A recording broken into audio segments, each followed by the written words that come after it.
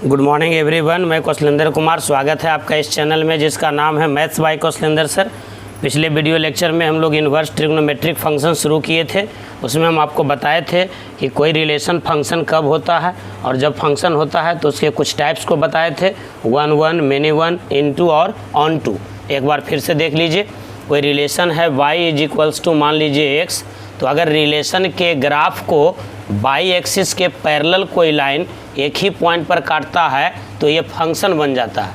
और जब फंक्शन बन जाता है तो बाई को लिख देते हैं एफ ऑफ एक्स, यानी जो रिलेशन था y is equals to x वो हो गया f x is equals to x. ये फंक्शन बन गया, ये रिलेशन है, ध्यान दीजिएगा, और ये फंक्शन हो गया। रिलेशन फंक्शन में कब बन गया? जब बाई एक्सिस के पैरेलल कोई लाइन रिलेशन के ग्राफ को एक ही पॉइंट पर काटे। जैसे मान लीजिए y is equals to mod x relation है, तो मॉड एक्स का ग्राफ होता है भी से पॉइंटेड एट ऑरिजिन। अब बाई एक्सिस के पैरेलल कोई लाइन एक ही पॉइंट पर काट रहा है तो ये रिलेशन बदल गया फंक्शन में, यानी f x is equals to हो गया mod x. Y is equals to mod x relation था, f x is equals to mod x function हो गया। एक और आप बात बताए थे कि अगर कोई रिलेशन फंक्शन में तब्दील हो जाता है तो एक्स एक्सिस पर जो वैल्यू मिलता है उसको बोलते हैं डोमेन, और बाई एक्सिस पर जो वैल्यू मिलता है उसको बोलते हैं रेंज। फिर आपको बताए थे एक और डिफिनीशन फंक्शन का सेट थ्योरी के हिसाब से। उसमें बताए थे कि सेट ए और सेट बी अगर कोई दो ऐसा सेट हो जो नॉन एम्प्टी हो और ए का एलिमेंट बी के एलिमेंट के यूनिक एलिमेंट से अगर मिला हुआ रहे, ए का प्रत्येक एलिमेंट, तो ऐसे स्थिति में फंक्शन बन जाता है और इसको लिखा जाता है एफ ए टू बी। तब ऐसे स्थिति में ए का जो एलिमेंट है इसको बोलते हैं डोमेन और बी का जो एलिमेंट है उसको बोलते हैं कोडोमेन, और बी का वह एलिमेंट जो ए से भी मिला हुआ है उसको बोलते हैं रेंज, यानी रेंज जो है वो कोडोमेन का सबसेट होता है। इसके बाद हम आपको बताए थे कि कोई फंक्शन बन गया तब वो 1 1 होगा कि मेनी 1 होगा। इसके लिए हम आपको बताए थे HPL टेस्ट, हॉरिजेंटल पैरेलल लाइन टेस्ट। इसमें बताए थे कि अगर रिलेशन के ग्राफ को एक्स एक्सिस के पैरेलल कोई लाइन एक ही पॉइंट पर काटता है तो वो 1 1 होता है, अदरवाइज मेनी 1 होता है। जैसे f x is equals to x square और x belongs to minus infinity से प्लस इन्फिनिटी है, तो इसके ग्राफ को देखिए। इसके ग्राफ को एक्स एक्सिस के पैरेलल कोई लाइन 2 पॉइंट पर काट दिया, यानी एक से ज़्यादा पॉइंट पर काट दिया, तो ये 1 1 ना हो करके मेनी 1 हो गया। अगर एक ही पॉइंट पर काटता तो ये 1 1 होता। फिर से समझिए हमने क्या कहा। अगर फंक्शन के ग्राफ को एक्स एक्सिस के पैरेलल कोई लाइन एक ही पॉइंट पर काटता है तो 1 1 होता है, अदरवाइज मेनी 1 होता है, यानी एक से ज़्यादा पॉइंट पर काट दे तो वो मेनी 1 होता है। तो 1 1 और मेनी 1 बताए थे। उसके बाद बताए थे इनटू और onto function, onto function और इनटू फंक्शन में बताए थे कि अगर कोडोमेन और रेंज बराबर हो जाए तो उसको बोलते हैं onto function. Onto function का मतलब हो गया codomain is equals to range हो जाए, और इनटू का मतलब हो गया कि कोडोमेन और रेंज बराबर नहीं हो। मतलब अगर सेट बी का प्रत्येक एलिमेंट सेट ए के एलिमेंट से मिला हुआ है तब हो जाएगा वो ऑन टू। एक भी एलिमेंट बच जाएगा तो वो हो जाएगा इनटू, यानी सेट बी में कुछ एलिमेंट बच जाए जो ए से न मिले, तब ऐसी स्थिति में ये हो जाएगा, देखिए इनटू। ये इनटू क्यों हुआ? क्योंकि इसका कोडोमेन में 5 एलिमेंट है और रेंज में 3 ही एलिमेंट है, तो कोडोमेन और रेंज बराबर नहीं हुआ। कोडोमेन और रेंज बराबर कैसे होता है? तो उसको ऐसे देखिए। जैसे सेट बी का एलिमेंट है 3 गो, सेट ए का एलिमेंट है, ये सब मिल गया, यानी सेट बी में एक भी एलिमेंट नहीं बचा, तो जो कोडोमेन है वही रेंज है। तो जब कोडोमेन और रेंज बराबर हो जाए तो ऐसे फंक्शन को कहते हैं ऑन टू। आज आप सीखिएगा इन्वर्स फंक्शन। अभी भी हम इन्वर्स ट्रिग्नोमेट्रिक नहीं शुरू किए हैं, तो आज का लेक्चर स्टार्ट करते हैं। अगर आप पहली बार हमारे चैनल से जुड़े हैं तो चैनल को सब्सक्राइब कर लीजिए और वीडियो के प्लेलिस्ट में जा करके अपनी सुविधा अनुसार जो वीडियो आपको उचित लगे उसको देखिए। वीडियो को लाइक ज़रूर कीजिए और चैनल को सब्सक्राइब भी कीजिए, दूसरे फ्रेंड के साथ इसको शेयर भी कीजिए। तो चलिए हम लोग देखते हैं inverse function. Inverse function, inverse trigonometric function नहीं है, ये इन्वर्स फंक्शन है। तो पहली बात आपको सीखना है कि inverse of a function, inverse of a function is defined only when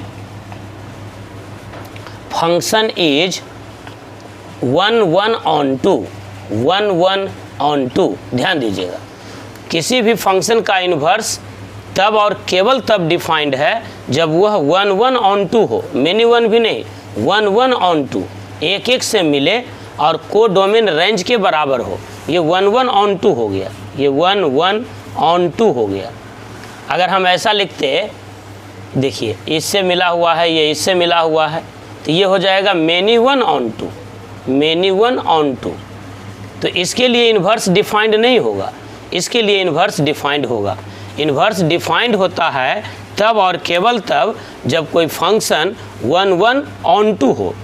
पहली लाइन समझ में आ गई। Inverse of a function is defined only when function is 1 and on 2। अब ज़रा ध्यान दीजिएगा, समझिएगा। तो if a function is 1 on 2, 1 on 2, then there exists another function from B to A which is known as inverse function।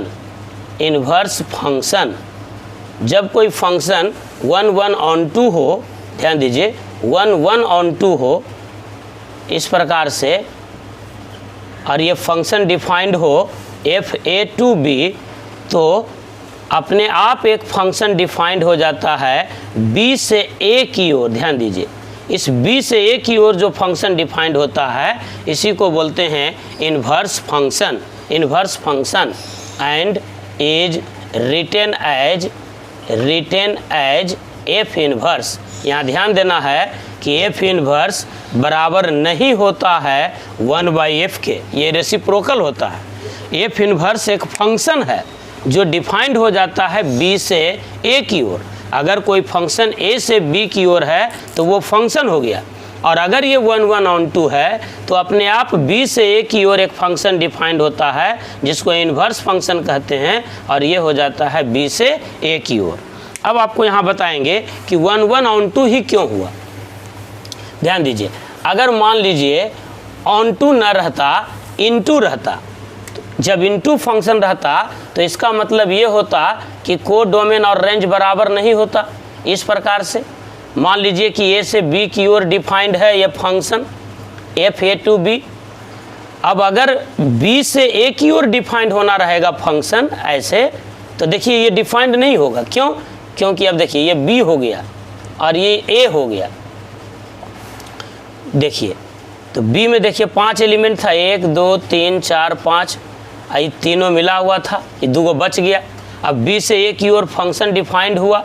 अब देखिए आपको लगता है कि ये फंक्शन है? नहीं, पिछला वीडियो ज़रूर देखिए, उसमें हमने कहा था कि अगर कोई फंक्शन डिफाइंड होता है b से a की ओर तो b में कोई एलिमेंट ऐसा नहीं बचना चाहिए जो a के एलिमेंट से एसोसिएटेड नहीं हो। इसलिए कहा जाता है कि ऑन टू होनी चाहिए। अगर ऑन टू रहता तो ये एलिमेंट नहीं रहता, तो ये एलिमेंट नहीं रहता। तो जब a से b की ओर डिफाइंड होगा तो b से a की ओर भी डिफाइंड हो जाएगा, तो ये f इनवर्स डिफाइंड हो जाएगा। ये बात को ध्यान दीजिएगा और गहराई से 2-4 बार समझिएगा बात को। a से b की ओर डिफाइंड है और 1 on 2 है, तभी b से a की ओर डिफाइंड होगा, और जब b से a की ओर डिफाइंड होगा तो उस फंक्शन का नाम होगा इन्वर्स फंक्शन। इन्वर्स फंक्शन, समझ में आई बात? तो पहला लाइन यही याद रखिएगा कि किसी फंक्शन का इन्वर्स तब और केवल तब डिफाइंड है जब वह फंक्शन 1 on 2 हो, 1 on 2 हो। मेनी वन भी नहीं होनी चाहिए। मेनी वन अगर रहता तो मान लीजिए ए से बी की ओर हम बता रहे हैं, तो मेनी वन का मतलब हुआ ए से भी मिल गया मान लीजिए। तो ये फंक्शन है, तो इन्वर्स का मतलब क्या हो गया, बी से ए की ओर। तो बी से ए की ओर जब डिफाइंड होगा तो देखिए यहाँ बी वाला लिखते हैं, यहाँ ए, इसको बी वाला लिखिए और यहाँ ए हो गया। तो देखिए ये बी है, तो ये इससे मिल गया, इससे मिल गया और ये खाली रह गया। तो ये खाली नहीं रहना चाहिए, इसलिए फंक्शन डिफाइंड नहीं होगा। और दूसरी बात, ये एक एलिमेंट एक से ज़्यादा एलिमेंट से मिल गया तब भी नहीं होगा। यानी तब और केवल तब डिफाइंड होगा जब 1 1 ऑन 2 हो। ये कंसेप्ट है, कंसेप्ट समझिएगा मन से। प्रॉब्लम बनाने में इसका बहुत ज़्यादा योगदान नहीं रहता है, लेकिन समझ जाने पर बहुत अच्छी बात होती है। तो हमने आपको बताया कि कोई फंक्शन का इन्वर्स कब डिफाइंड होगा। तो इन्वर्स डिफाइंड हो गया जब फंक्शन होगा 1 1 ऑन 2। अब देखिएगा, जैसे ही इन्वर्स फंक्शन डिफाइंड हुआ, देखिए ए से बी की ओर ये फंक्शन है, एफ फंक्शन, तो ये 1 1 ऑन 2 है। तो अपने एक डिफाइंड हो गया फंक्शन सेल्फ बी से ए की ओर। जैसे फिजिक्स में पढ़ते हैं ना, इलेक्ट्रोमैग्नेटिक इंडक्शन, इलेक्ट्रिक फील्ड के चलते मैग्नेटिक फील्ड का निर्माण होता है, तो मैग्नेटिक फील्ड के चलते इलेक्ट्रिसिटी का भी जनरेशन हो जाता है। तो यही वही बात, ए से बी की ओर अगर फंक्शन है तो बी से ए की ओर भी एक फंक्शन डिफाइंड होगा। अब बी से ए की ओर जब डिफाइंड होगा फंक्शन, तो उसको हम क्या कह देंगे, इन्वर्स फंक्शन। यानी फंक्शन था ए से बी की ओर, तो इन्वर्स फंक्शन हो गया बी से ए की ओर। जरा ध्यान दीजिएगा, जैसे ही फंक्शन इन्वर्स में हो गया तो सारी बातें बदल जाएगी। जो फंक्शन के लिए डोमेन था वो इन्वर्स के लिए रेंज हो जाएगा। को डोमेन क्यों नहीं बोल रहे हैं, क्योंकि ऑन टू फंक्शन है। जब फंक्शन ऑन टू है तो को डोमेन और रेंज तो बराबर हो जाएगा। बात को समझ रहे हैं। यानी फंक्शन का जो डोमेन था वो इन्वर्स फंक्शन का रेंज हो जाएगा, और जो फंक्शन का रेंज था वो इन्वर्स फंक्शन का डोमेन हो जाएगा। बात को समझ रहे हैं। जो फंक्शन का डोमेन था, डोमेन, वो इन्वर्स का रेंज हो जाएगा, इन्वर्स का रेंज हो जाएगा। उल्टा हो गया, ए से बी की ओर और फिर बी से ए की ओर।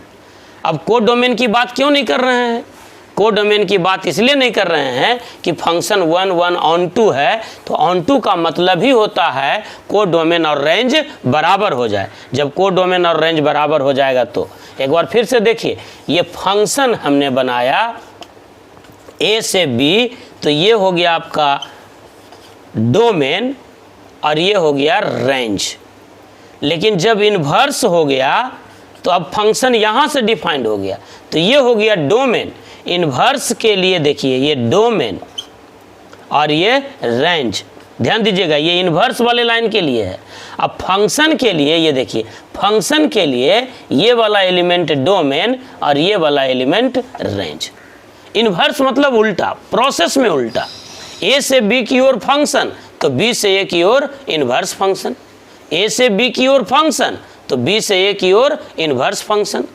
जब फंक्शन तो ए वाला डोमेन बी वाला रेंज, जब इन्वर्स फंक्शन तो बी वाला डोमेन ए वाला रेंज। आसान तो है, बात को समझिएगा, बेसिक बात है, फिर बड़ी अच्छा लगेगा समझने में जब समझ जाइएगा। तो हमने कहा कि अगर कोई फंक्शन डिफाइंड हुआ ए से बी की ओर, तो ए वाला एलिमेंट ही ना होता है डोमेन, ये फंक्शन हो गया। तो जब फंक्शन हो गया तो ए से बी वाला ए का जो एलिमेंट है ये डोमेन हो गया, अब बी वाला जो एलिमेंट है वो रेंज हो गया। लेकिन जैसे ही अब बी से ए की ओर डिफाइंड हुआ, ये निशान देखिए एरो का निशान, बी से ए की ओर डिफाइंड हो गया, तो अब तो बी वाला ना डोमेन हो गया, ए वाला रेंज हो गया। यानी जब फंक्शन का इन्वर्स डिफाइंड हो जाए तो डोमेन और रेंज इंटरचेंज हो जाता है। अब हम लोग सीखेंगे कि किसी फंक्शन का इन्वर्स निकालते कैसे हैं। अब देखिए एक सवाल देखते हैं। क्वेश्चन है कि if f x is equals to 4x upon 3x plus 4 find f inverse x. कोई ये फंक्शन है और ये 1 1 ऑन 2 है, दिया हुआ है कि if f x is equals to 4x upon 3x plus 4 is 1 1 onto then find f inverse x। देखिए कैसे निकालते हैं, इसको समझिएगा, यहाँ से 2 नंबर का सवाल आता है। तो कोई भी फंक्शन है, मान लेते हैं कि y is equals to f of x है, तो जब ये फंक्शन था तो इन्वर्स क्या हो जाएगा, x is equals to f inverse y, ये इन्वर्स हो जाएगा। y is equals to f x function था तो x is equals to f inverse y हो गया। अब जरा ध्यान दीजिए, तो y is equals to f x है तो एफ एक्स का वैल्यू रख दिया 4x बटा 3x प्लस 4। अब यहाँ से हम x का वैल्यू निकाल लेते हैं, तो देखिए क्या मिल जाएगा, तो 4x इज इक्वल्स टू हो जाएगा 3xy अब प्लस 4y, यानी यहाँ से हम लिख सकते हैं 4x minus 3xy is equals to 4y। यहाँ से x कॉमन ले लेते हैं तो मिल जाएगा 4 minus 3y is equals to 4y। इसका मतलब हम लिख सकते हैं x is equals to 4y upon 4 minus 3y। अब यहाँ x के जगह पर क्या लिख देंगे, देखिए x के जगह पर लिख देंगे f इनवर्स y, x के जगह पर हो गया f inverse y is equals to 4y upon 4 minus 3y। पर हमको क्या निकालना था, f inverse x। f inverse x का मतलब हो गया जहाँ जहाँ y है वहाँ वहाँ x, यानी 4x अपॉन 4 माइनस 3x। समझ में आ गया बात। f inverse x is equals to हो गया 4x अपॉन 4 माइनस 3x। एक बार फिर से देख लीजिए, फंक्शन था f x is equals to 4x upon 3x plus 4 और ये 1 ऑन 2 है, तो हमको निकालना है एफ इनवर्स x। तो हम पहले क्या कर लिया, मान लिया कि ये function y is equals to f x है, तो ये फंक्शन है तो इन्वर्स क्या हो जाएगा, x is equals to f inverse y हो जाएगा। ये जैसे sine theta is equals to x है तो थीटा इज इक्वल्स टू हो जाएगा साइन इनवर्स एक्स। जैसे cos theta is equals to x है तो थीटा इज इक्वल्स टू हो जाएगा कॉस इनवर्स एक्स। वैसे ही y बराबर एफ एक्स है तो x बराबर क्या, x बराबर एफ इनवर्स y, यानी y से x निकालते हैं तो x से y निकालते हैं, इनवर्स फंक्शन हो गया। अब y बराबर एफ एक्स हो गया तो y का वैल्यू लिख दिया y और एफ एक्स का वैल्यू लिख दिया 4x अपॉन 3x प्लस 4। अब क्रॉस मल्टीप्लिकेशन कर दिया तो 4x is equals to 3xy plus 4y, यानी 4x minus 3xy is equals to 4y। अब x कॉमन ले लिया तो 4 minus 3y is equals to 4y और इस प्रकार से f इनवर्स y मिल गया x के जगह पर। अब हम y को रिप्लेस कर दिए तो x मिल गया, यानी f इनवर्स x बराबर हो गया 4x upon 4 minus 3x।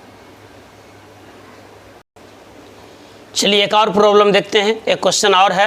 Question है if f x is equals to x upon x plus 2 is 1 on 2 function then find f inverse x. अब बढ़िया से समझ जाइएगा, क्वेश्चन है f x is equals to x upon x plus 2 और ये कह रहा है कि 1 ऑन 2 है, तो हमको यहाँ से निकालना है एफ इनवर्स एक्स। तो हम पहले मान लेते हैं let y is equals to f of x. तो पहला स्टेप समझिए, जब y एफ एक्स के बराबर है तो x भी किसी के बराबर होगा, तो x इज इक्वल्स टू हो गया f इनवर्स y। अब आप इसको सोल्व कीजिए तो y is equals to f x हो गया x अपॉन एक्स प्लस 2। अब आप क्रॉस मल्टीप्लिकेशन कर लीजिए तो x इज इक्वल्स टू हो जाएगा x y plus 2y, x minus x y is equals to हो गया 2y, x कॉमन ले लीजिए तो 1 minus y is equals to 2y, यानी x इज इक्वल्स टू हो गया 2y अपॉन 1 माइनस वाई। अब यही ध्यान देना है, x क्यों निकालते हैं, क्योंकि x का ही तो वैल्यू है f इनवर्स y, तो x के जगह पर हम रख दिया f inverse y is equals to 2y upon 1 minus y. पर हमको निकालना है f इनवर्स x, तो f inverse x is equals to function में जहाँ जहाँ y है वहाँ वहाँ x रख देंगे, तो f इनवर्स x बराबर हो गया 2x अपॉन 1 माइनस x। एक और प्रॉब्लम को देखते हैं। क्वेश्चन है if f x is equals to 4x plus 3 is 1 on 2 function then find f inverse x। एक फंक्शन है f x is equals to 4x plus 3 और ये फंक्शन है 1 ऑन 2, तो वैसे स्थिति में एफ इनवर्स x निकालना है। तो हमने कहा let y is equals to f of x, y को एफ एक्स मान लिया तो यहाँ से x इज इक्वल्स टू क्या हो जाएगा, एफ इनवर्स y। क्लियर हो गया बात। अब ये हो गया y is equals to f x मतलब 4x प्लस 3। पहले हम लिख देंगे y is equals to f of x. अब एफ ऑफ एक्स के जगह पर हो जाएगा 4x प्लस 3। तो हम यहाँ से लिख सकते हैं y minus 3 is equals to 4x। अब हम यहाँ से लिख सकते हैं y minus 3 upon 4 is equals to x, यानी x इज इक्वल्स टू हो गया y माइनस 3 अपॉन 4, और x के जगह पर हम क्या लिख देंगे, f इनवर्स y। x के जगह पर देखिए f इनवर्स y, तो f inverse y is equals to हो गया y माइनस 3 अपॉन 4। अब f इनवर्स x हमको निकालना है, तो y को रिप्लेस कर देंगे x से, तो f inverse x is equals to हो गया x माइनस 3 अपॉन 4। यही आपका आंसर हो गया। हम उम्मीद करते हैं कि इन्वर्स फंक्शन निकालने के लिए आप आराम से सीख गए होंगे। अगले लेक्चर में हम लोग शुरुआत कर देंगे इन्वर्स ट्रिग्नोमेट्रिक फंक्शन, लेकिन उसके पहले इन्वर्स फंक्शन से आज तक बिहार बोर्ड और सीबीएसई बोर्ड में जितना सवाल पूछा गया है उसको कलेक्ट कर करके अगले वीडियो में हम पहले उसको बताएंगे कि एफ इनवर्स एक्स निकालने को लेकर के कौन कौन से सवाल पूछे गए हैं। उम्मीद करते हैं कि आपको वीडियो अच्छा लगा होगा। प्लीज़ अंत तक वीडियो देखिए तो ज़्यादा फायदा होगा। अगर अच्छा लगता है तो वीडियो को लाइक कीजिए, चैनल को सब्सक्राइब कीजिए और दोस्तों के साथ शेयर कीजिए। Thank you, all the best, have a nice day.